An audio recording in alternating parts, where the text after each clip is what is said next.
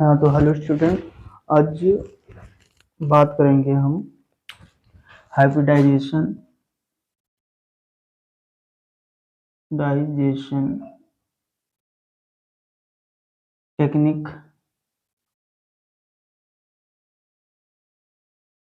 के बारे में। जो चल रहा था, इसमें चल रहा था इमस्कुलेशन। क्या चल रहा था?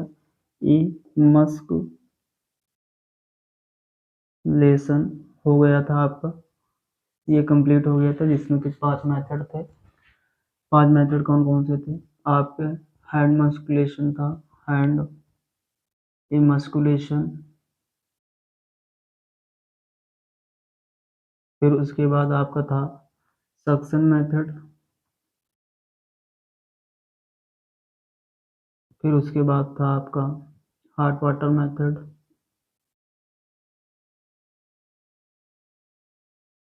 के द्वारा इमस्कुलेशन, फिर एल्कोहल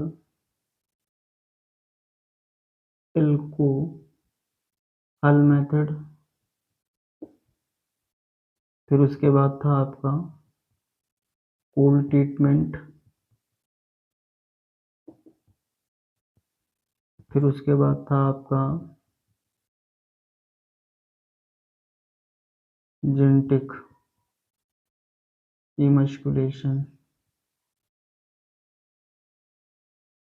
ये पांचों हो गए थे। इसके बाद बचा था आपका अगला टॉपिक था ये बैगिंग। बैगिंग मतलब थैली लगाना। ये मेथड पे बात ये यानी स्टेप पे बात करनी थी थैली लगाने पर। इससे क्या अभिप्राय है थैली लगाना, ठीक है ना? इसको हमें समझना है थैली लगाना क्या होता है, ठीक है। थैली क्यों लगाई जाती है, क्यों नहीं लगाई जाती, इसके बारे में पढ़ना है।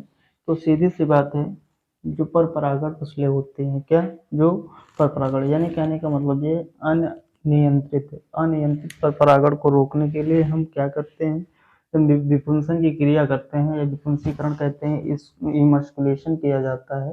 तो हम थैली क्यों लगाते हैं? तो अनियंत्रित अनियंत्रित पर परागण को रोकने के लिए। किस लिए करते हैं? अनियंत्रित पर परागण को रोकने के लिए। किन पुष्पों पर किया जाता है, यानी कि जिसमें इमस्कुलेशन किया जाता है। इमस्कुलेशन इमस्कुलेशन करते हैं, ठीक है। इमस्कुलेशन करने के तुरंत बाद जो है, तुरंत बाद उसमें जो है थैली लगा देते हैं, ठीक है ना। पर परागण को रोकने के लिए थैली लगाए जाते हैं। और जो भी कहने का मतलब ये है कि जो पर परागित फसलें होती हैं, उनके जो है नर पार्ट में भी, या नर जो पुष्प होता है जिनमें नर पार्ट होते हैं, कहने का मतलब उसमें भी थैली लगा दी जाती है। क्लियर बात? कहने का मतलब थैली क्यों लगाई जाती है? अनियंत्रित, सबसे सीधी सी बात, जो मस्कुलेशन किया गया, इमस्कुलेशन किया गया है, इमस्कुलेशन जिन पुष्पों में किया जाता है, ठीक है ना, उसके तुरंत बाद उनमें थैली लगा दिया जाता है कि उनमें परागण ना होने पाए। क्योंकि हम करते क्यों? हाइब्रिडाइजेशन के लिए, क्योंकि हम उसमें जो परागकण होते हैं उनको अलग से डाला जाता है, तो इसलिए थैली तुरंत लगा देते हैं कि दूसरा, कहने का मतलब कोई परागकण आकर उसे संदूषित ना करें, ठीक है। इसलिए हम जो है थैली लगाते हैं। फिर अगला है इसमें टैगिंग। टैगिंग टैगिंग मतलब कि टैग लगाना, ठीक है ना। टैग लगाना, देखो टैग लगाना जो है आपका कागज का हो सकता है, जैसे कि बटर पेपर हो सकता है। क्या हो सकता है? बटर पेपर हो सकता है, ठीक है ना। और वेजिटेटिव पार्चमेंट हो सकता है, वेजिटेटिव पार्चमेंट हो सकता है, ठीक है। और क्या हो सकता है? बटर पेपर और वेजिटेटिव पार्चमेंट हो सकता है। ये दो चीज हो गई। और इसमें जो है आप क्या प्रयोग कर सकते हैं, जैसे कि टैग लगाने में कागज का टुकड़ा भी हो सकता है। क्या? कागज का एक, कहने का मतलब वो टैग हो सकता है। जिनका बात की जाए साइज क्या होता है, तो साइज 3/2 होता है। कितना होता है? 3 × 2 सेंटीमीटर इसकी माप होती है। या तो ये चौकोर में हो सकता है, या तो ये गोल में हो सकता है, यानी गोलाकार हो सकता है। अच्छा, ये क्यों लगाया जाता है, बात इस पे करनी है, बात इस पे करनी है। कहने का मतलब इसलिए लगाया जाता है, जो इमस्कुलेशन किया जाता है, इमस्कुलेशन किया जाता है, ठीक है। इमस्कुलेशन कब किया गया, उसकी डेट डालने के लिए, ठीक है ना। और पॉलिनेशन डेट डालने के लिए, कब पॉलिनेशन कराया गया उसकी डेट डालने के लिए, ठीक है। पेरेंट्स यानी जनक जो होते हैं, जनक, ठीक है ना, जनक का नाम लिखने के लिए, ठीक है ना। और किस फसल में किया गया, इन सब का लेखा जोखा रखने के लिए जो इसमें टैग लगाया जाता है। पिपुंसन की तिथि हो गई और जनक के नाम हो गए, परागण की तिथि हो गई, इन सब के लिए, यानी नर कौन सा था, जैसे इसमें कहा गया कि पेरेंट्स, पेरेंट्स में नर कौन था और मादा कौन था, इनका जो लेखा जोखा करने के लिए हम टैगिंग करते हैं। क्या करते हैं, टैगिंग करते हैं। फिर उसके बाद हम बात करते हैं किसकी, पॉलिनेशन की। पॉलिनेशन में क्या होता है, पॉलिनेशन, पॉलिनेशन बोले तो परागण, कहने का मतलब अगर साधारण सी भाषा में बात करें तो पॉलिनेशन क्या होता है कि यानी कि पुष्प के जो परागकण होते हैं स्टिग्मा पर पहुंचने की क्रिया को ही परागण कहते हैं। तो इसमें क्या है, जो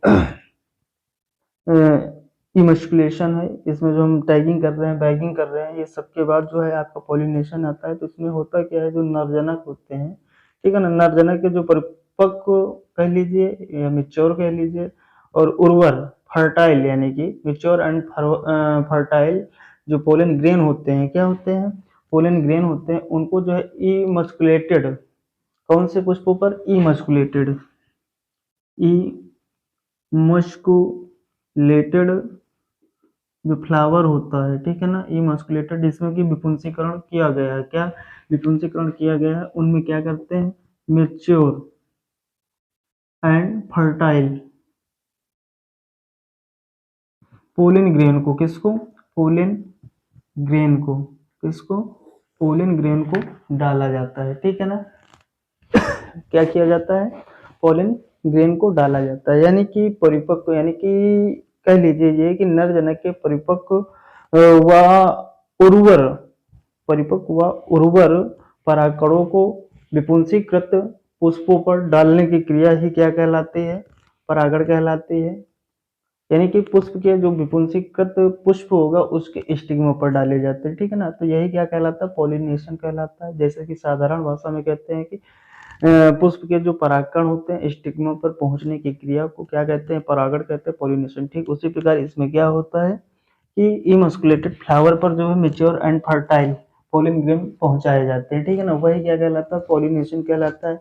अच्छा, ये क्रिया कब की जाती है, जब मस्कुलेटेड यानी इमस्कुलेशन किया जाता है। इमस्कुलेशन करने की अगर बात टाइम की बात की जाए तो 4 से 6 बजे का जो टाइम होता है इवनिंग का, शाम का समय होता है, ठीक है। इसी अब इसमें हमने इमस्कुलेशन कर दिया, इमस्कुलेशन करने के बाद जब हम इसमें पॉलिनेशन करते हैं तो नेक्स्ट डे मॉर्निंग, क्या नेक्स्ट डे मॉर्निंग में, नेक्स्ट डे मॉर्निंग में वही 7:30 से 10 बजे के बीच हम क्या करते हैं, पॉलिनेशन करते हैं, पॉलिनेशन की क्रिया को करते हैं, ठीक है ना। बात क्लियर, पॉलिनेशन क्या होता है, बात क्लियर हो गई। जो इमस्कुलेटेड फ्लावर होते हैं, ठीक है ना, जो विपुंसीकृत पुष्प होते हैं, उन पर जो है जिस दिन विपुंसीकरण किया जाता है उसके अगले दिन मॉर्निंग में क्या करते हैं, 7:30 से 10 के बजे के बीच में जो है परागकण को छोड़ते हैं, किस पर, स्टिग्मा पर, जिसे काकत क्या कहते हैं, पॉलिनेशन कहते हैं। क्लियर इसमें, इसमें ये हो गया आपका बिन पॉलिनेशन हो गया। फिर उसके बाद हम पॉलिनेशन के बाद क्या करते हैं, लास्ट बिंदु आपको बचा है इसमें, क्या लास्ट बिंदु इसमें यह था कि F1 जो बीजों को एकत्रित करना है, क्या अगला बिंदु ये था, F1 बीजों को एकत्रित करना एवं भंडारण, ये लास्ट बिंदु था कि F1 बीजों को एकत्रित करना एवं भंडारण करना। तो कहने का मतलब ये होता है कि जो प्रत्येक संकरण, जो भी संकरण किया जाता है, जो संकरण से उत्पन्न बीज होते हैं, ठीक है ना, जो सफलतापूर्वक, कहने का मतलब अलग अलग उन्हें जो है सफलतापूर्वक अलग अलग एकत्रित कर लिया जाता है, सुखा लिया जाता है भंडारण के लिए, और उनमें जो है कीटनाशक दवा मिलाकर जो है भंडारित किए जाते हैं शुष्क स्थानों पर, ठीक है ना। कहाँ पर यानी कि भंडारित किए जाते हैं शुष्क स्थानों पर, जिससे कि, और उसमें जो ये भी होता है कि टैग लगाना जरूरी होता है, जिससे कि क्लियर रहता है कि आपका, कहने का मतलब एक तरीके से किसका, यानी किस किस वैरायटी का है, कैसे क्या है, कैसे क्रॉस कराया गया, कैसे संकरण कराया गया है। जब टैग लगा रहता है तो कोई परेशानी नहीं होती, उसको कंफ्यूजन नहीं होता। दूसरी चीज और क्या है, जो मशीनरी मिक्सचर होता है, कहने वह मशीनरी क्या, मैकेनिकल मिक्सचर यानी भौतिक मिश्रण से भी बचा जा सकता है जब हम टैग लगाए रहते हैं, ठीक है ना। तो ये था जो कुछ बातें थी आपकी टेक्निक ऑफ हाइब्रिडाइजेशन से, यानी कि संकरण की विधियों से। तो इतनी ये बात हो गई। तो आज से आपका जो हाइब्रिडाइजेशन टॉपिक है वो हुआ क्लियर, ठीक है। अगला टॉपिक कौन सा होगा, म्यूटाजेन होगा, ओह सॉरी म्यूटेशन होगा। अगला टॉपिक कौन सा होगा, म्यूटेशन होगा, ठीक है। म्यूटेशन क्या होता है, म्यूटेशन यानी किसी जीव के, है ना, म्यूटेशन जो है किसी जीव के लक्षण में जो है अचानक वंशागत परिवर्तनों को क्या कहते हैं, म्यूटेशन कहते हैं, ठीक है ना। एक ऐसे भी परिवर्तन होता है सेग्रीगेशन एंड कॉम्बिनेशन के द्वारा, यानी कि विसंयोजन एवं पुनर्योजन के द्वारा भी जो है वंशागत लक्षणों में परिवर्तन होता है, लेकिन उसे म्यूटेशन नहीं कहा जाता, ना कहते हैं, ठीक है ना। तो म्यूटेशन उसे कहते हैं जब किसी जीव के लक्षण में अचानक सडनली उसके वंशागत परिवर्तन होते हैं, तो उसे क्या कहते हैं, म्यूटेशन कहते हैं। तो नेक्स्ट वीडियो में उसमें हम बात करेंगे, है ना, कि क्या होता है म्यूटेशन, और म्यूटेशन के उद्देश्य, यानी कि कुल मिला के कहने मतलब करेक्टर्स क्या है, ठीक है ना। और प्रकार की बात कर लेंगे कौन कौन से होते हैं, जैसे स्वतः उत्परिवर्तन होता है और प्रेरित उत्परिवर्तन होता है, ठीक। इन सब के बारे में नेक्स्ट वीडियो में बात करेंगे, ठीक।